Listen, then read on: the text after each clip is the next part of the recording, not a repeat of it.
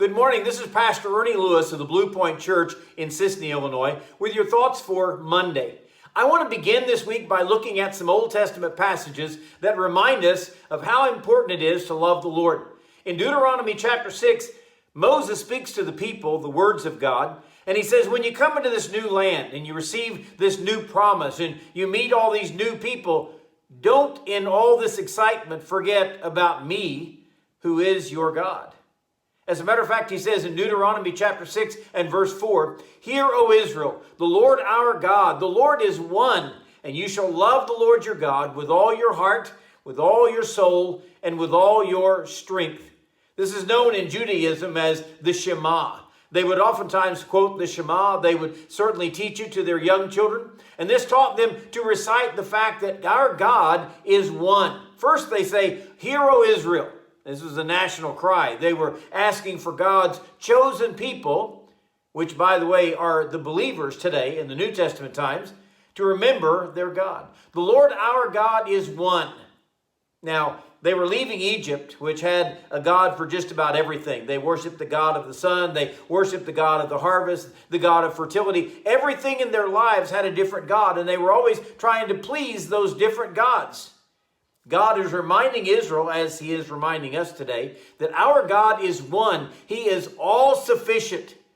Oftentimes in the Old Testament, he is known as the true and living God, as opposed to all those idols that other nations worshipped in that day.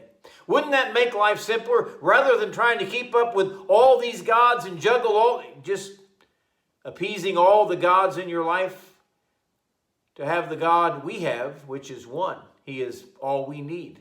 So he reminds us there, you shall love the Lord your God with all your heart, with all your soul, and with all your strength. Now in the New Testament, Jesus said, this is the first and the greatest commandment. All the other commandments sort of hang on this one. You love the Lord your God.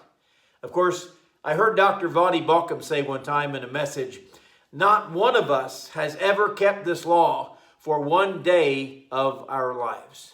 Totally focused, totally loving God with everything. Kind of sad, isn't it? First of all, he says to love the Lord your God with all your heart. Now, the heart he's talking about here is not that pumping organ. He's talking about the seat of our emotions. This is where we determine what we love.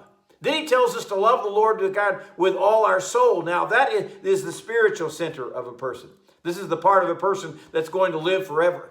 It shouldn't be that hard to dedicate that part of our life and our soul to the Lord, to loving him, to obeying his word. Then he tells us in the last part to love the Lord your God with all your strength or all your might.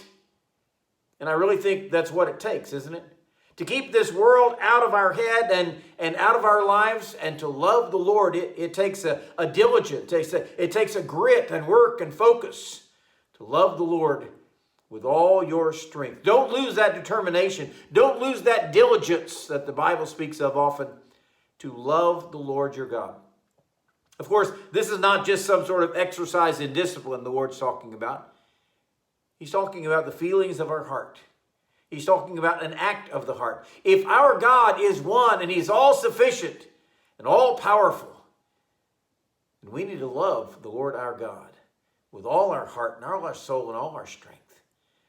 That should be our supreme focus every day.